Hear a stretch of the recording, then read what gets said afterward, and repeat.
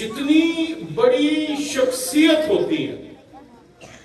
اتنا ہی خوبصورت اس کا تعارف ہوتا ہے، اور جتنا خوبصورت اس کا تعارف ہوتا ہے ویسی ہی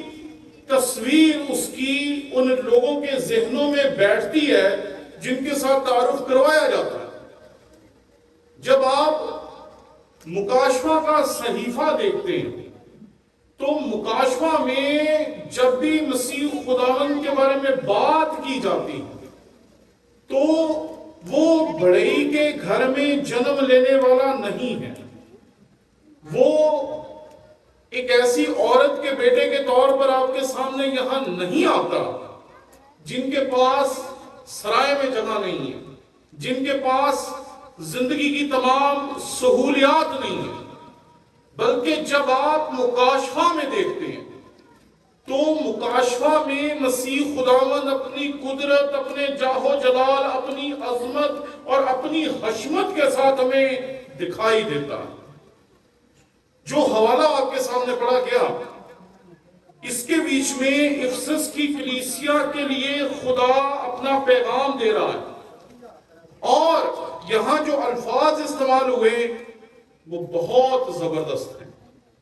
یہاں جو الفاظ استعمال ہوئے وہ یہ ہیں کہ افسس کی کلیسیا کے فرشتے کو یہ لکھ کہ جو اپنے دانے ہاتھ میں ستارے لیے ہوئے، وہ اپنی قدرت جو ہے اپنے دانے ہاتھ میں رکھتا ہے، اپنی قدرت کو وہ خود سنبھالتا ہے، اور یہاں پر لکھا ہے کہ اپنے دانے ہاتھ میں ستارے لیے ہوئے ہیں اور سونے کے ساتوں چراغ دانوں میں پھرتا ہے۔ یہاں ستاروں سے مراد وہ فرشتے ہیں جو ان کلیسیاؤں تک خداوند کا پیغام پہنچانے والے تھے، اور یہاں پر جو بات ہمارے سامنے بڑی منفرد ہے وہ یہ ہے کہ یہاں پر جو کھڑا ہے وہ پیغمبر نہیں ہے، وہ پیغام دینے والا نہیں ہے، پیغام پہنچانے والا نہیں ہے، بلکہ جنہوں نے پیغام سننا ہے اور جنہوں نے پیغام پہنچانا ہے اور جنہوں نے پیغام کو سن کر اس پہ عمل کرنا ہے وہ ان سب کا خالق اور مالک ہے، وہ ان کا بنانے والا ہے، وہ ان کا تخلیق کار ہے۔ اس لیے یہاں پر واضح طور پر لکھا ہے کہ وہ اپنے دانے ہاتھ میں ستارے لیے ہوئے ہیں، اس کے اختیار میں اس کائنات کی ہر ایک مخلوق ہے۔ اس دنیا میں 3 طرح کی مخلوقات پائی جاتی ہیں۔ پہلی قسم کی مخلوق جو صرف روحانی ہے، جس کی روح ہوتی ہے لیکن جسم نہیں ہوتا، اس میں فرشتے ہیں اور اس میں وہ تمام ارواح ہیں جن کا ذکر ہمیں کتاب مقدس میں ملتا ہے۔ دوسری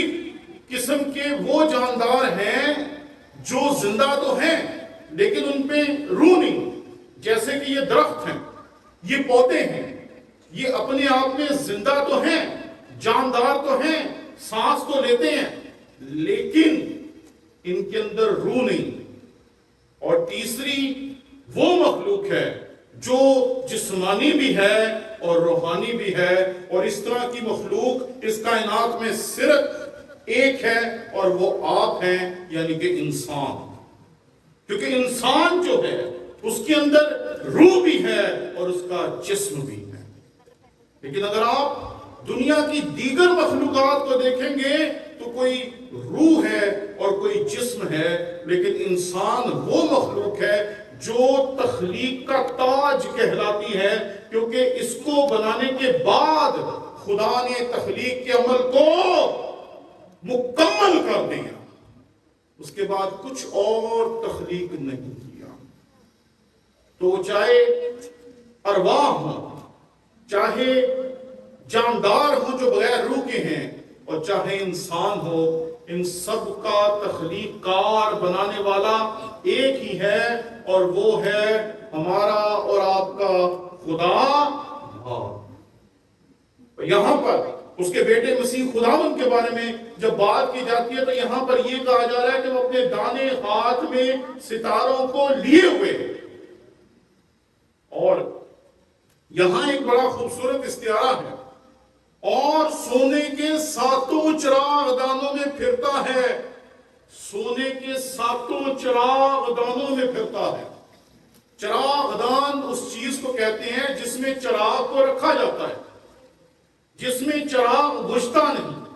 جس میں چراغ کی روشنی ہر طرف پھیلتی ہے۔ ہمارے بچپن میں جب ابھی بجلی کا نظام، بلب اور یہ چیزیں اتنی زیادہ عام نہیں تھی، تو کبھی کبھی ایسا ہوتا تھا کہ گھر میں اگر بجلی نہیں تھی ہوتی تو ہمارے بزرگ جو تھے، ہماری ماں جو تھی، ہمارے باپ جو تھے، وہ ہمیں دیا جلا کر دیتے تھے، اور وہ دیا جو تھا اکثر بلندی پہ رکھا جاتا تھا تاکہ پورے گھر میں اس ایک ہی دیے سے روشنی ہو۔ اور اگر ابھی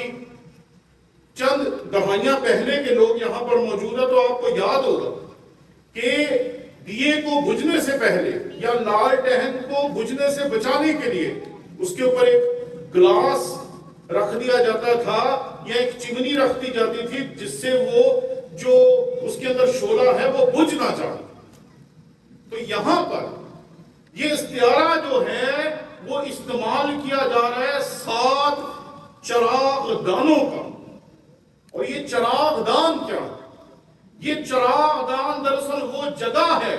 جہاں پر خداوند کا کلام ہوتا ہے، جہاں پر خداوند کا کلام لوگوں تک پہنچایا جاتا ہے، جہاں پر خداوند کا کلام اپنے خادم کے ذریعے سے نازل ہوتا ہے اور وہ لوگوں کی زندگیوں میں داخل ہوتا ہے اور لوگوں کی زندگیوں کو تبدیل کرتا ہے۔ یہاں جو چراغ دانوں کا تصور ہے وہ دراصل کلیسیا،